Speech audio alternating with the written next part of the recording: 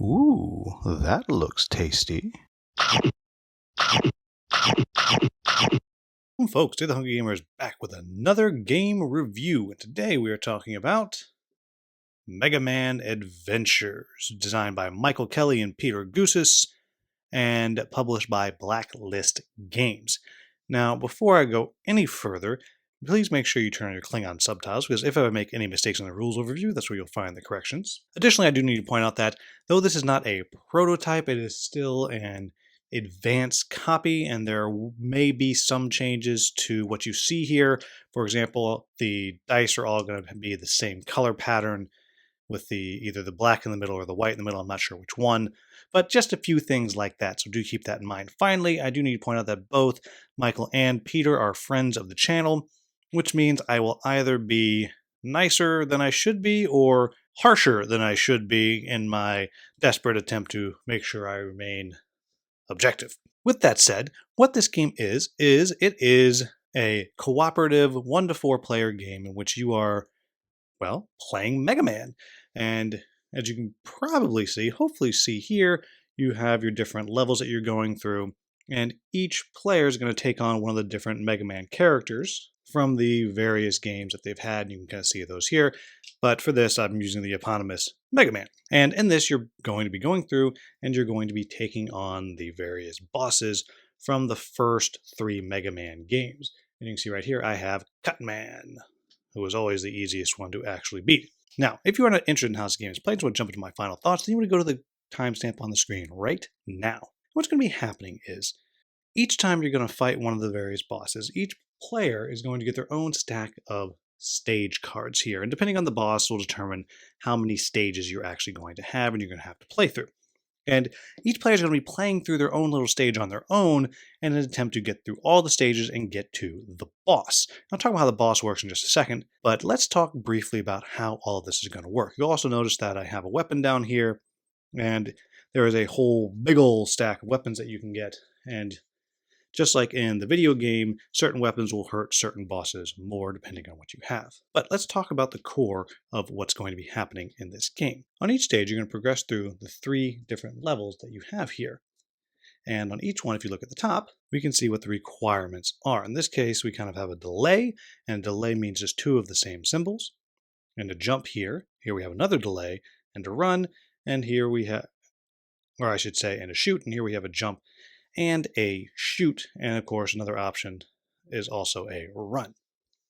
Then down at the bottom is both the rewards you'll get, so if you accomplish the second one, you'll gain one of these little bonuses here. They're all random. In this case, it would be an energy that you can use for one of your weapons you have. You should actually start with 3 charges for each one, and then how much damage you're going to take should you fail to accomplish it. And your damage is tracked here. If you get down to the end, then you have been defeated.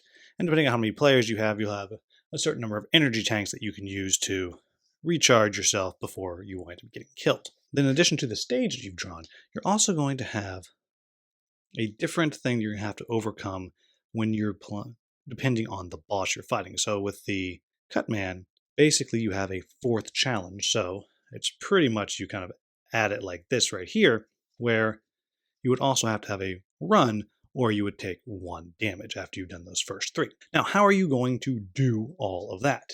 And that's where the cards are going to come into play. Each round, you're going to draw 4 cards. And what you're going to do is you're going to pick one of these cards that you are going to keep in play as your skill. So in this case, we'll pretend I take this one. And as we look through, I don't know, we'll just pretend that I'm going to take this one right here. And I would take that and I'd put it down here as my skill, sliding it under the board like so. And this means I can turn in any of these 3 symbols to gain the other 2. So let's say I'd use these symbols, and I'll talk about those in a minute. I could turn in this one to gain these 2. And so then I would place 2 of my cards up right here, and not only am I going to get the benefit for them, so in this case I would get a red die for this one and a yellow die for this one, but the players to my right and left would also get that. So the player over here would also benefit from my yellow. Now, if you're playing in a smaller than 3-player count game, you do have these Dr. Light cards here, which is a little bit of an AI deck that you're able to draw from and use as well, but I'm not going to kind of go into that. But what's going to be happening is you can I would also be benefiting from the right and left support from the players on either side of me. And it would be a different type of card, but I'll just flip those out. And so we'll just pretend that players had these out on either side. So then I would also be gaining a blue and a red die. Now this here would be my dice pool.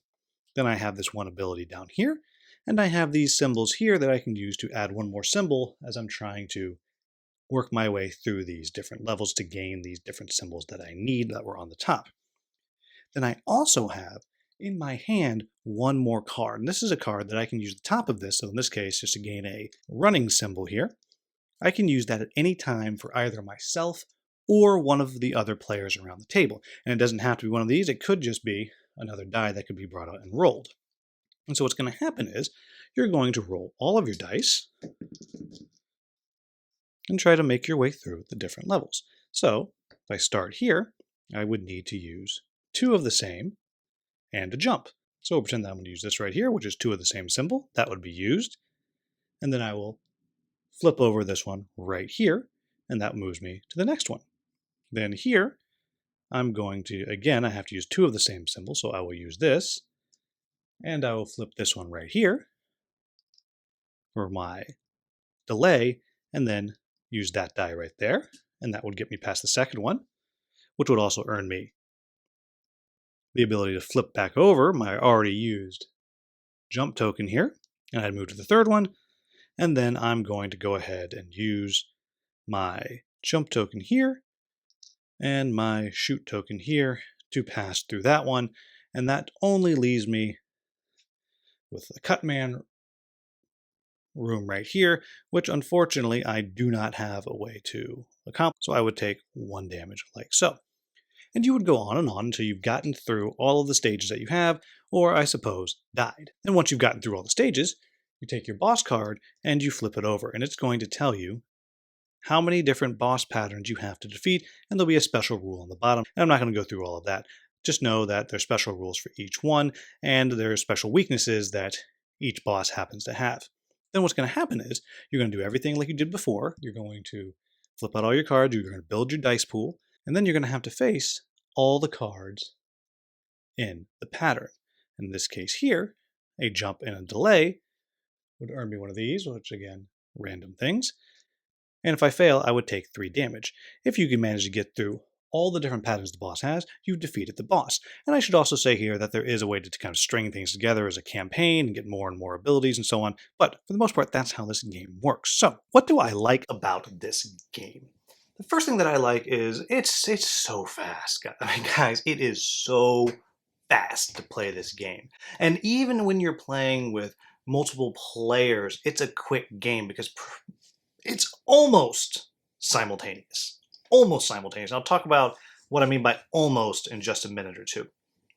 But I like the way that the core of the game and the mechanics work. I really do like the whole bit where you are giving a card to the player on each side of you. I think that's a really interesting mechanic to the game because you're having to decide, okay, obviously I want to use the stuff for myself, and you're going to get to use those cards and those dice or whatever, but who needs what on either side of me? What do I want to give them? What do I want to hold in my hand as that card that I can throw out as an aid card later on? And of course, what can they give me? And so there's a fun bit of discussion that can be had around that. And at the same time, each of you is doing your own little puzzle of stages and trying to get your own symbols, which I like for 2 reasons. One, in no game of Mega Man did you ever have 2 characters on the board at once. It just isn't something that happens. So it captures the verisimilitude a little more.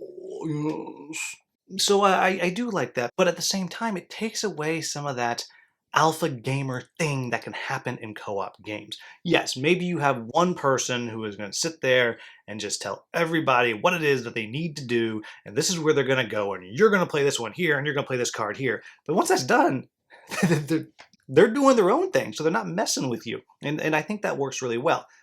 Along with that, I think the way that you are picking and choosing when to use those bonus tokens, I think that's a fun little challenge that you have, that fun little bit of resource management that you have there, because yes, you know what's coming down the way, but a lot of those aid cards are going to give you another die, so you don't know what that die is going to do. It's deciding, do I want to play this now? Do I want to play this card later? When do I want to use my special weapon? Because I can only use that 3 times for the most part. When do I want to just let myself fail this section of the board and just take that damage and know that later on I'll be able to heal myself or whatever it may be? All of that I think works really, really well.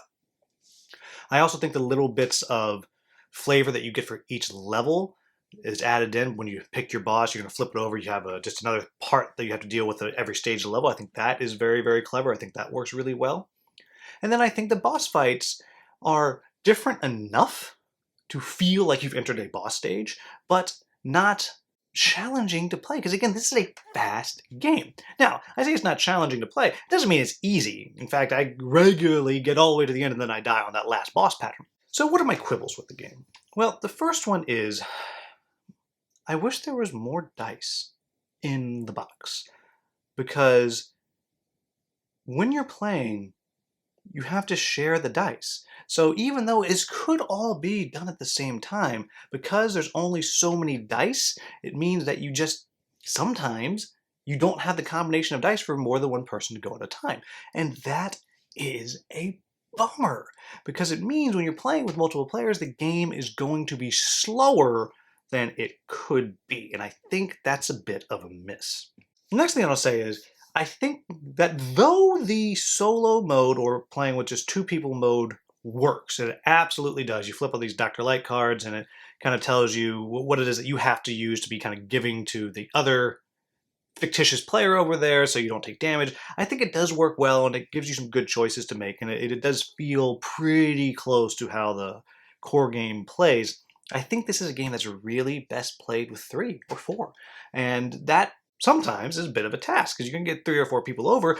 Are you going to just do a quick, short game, under-hour game like this, or are you going to play something a little more? I know for me, when I get 4 people over, we're usually jumping into something a bit heavier and crunchier if we're doing something co-op, something a little longer. So for me, it puts itself in a little bit of an odd space because I want to play this with 3 or 4 people. But am I necessarily going to play it if I have 3 or 4 people over? I don't know. Will I play it sometimes? Sure. But it's not going to get the play that it would as it might as a solo player. But of course, as I said, when I play it solo, the solo cards are good. Not as good as playing with other people, I think. And then the final thing that I'll toss out there is just something to keep in mind. This doesn't bother me, but something to keep in mind is that even though there is a campaign mode for this where you can kind of string different bosses together, and it works and it's fun, this is a game that I really think is best if you think of it as you're doing some one-shots. Now, I happen to be that weird adventure dungeon crawl fan that recently has realized, oh my gosh, I need more games that are one-shots because I have so many games that I haven't finished the campaign.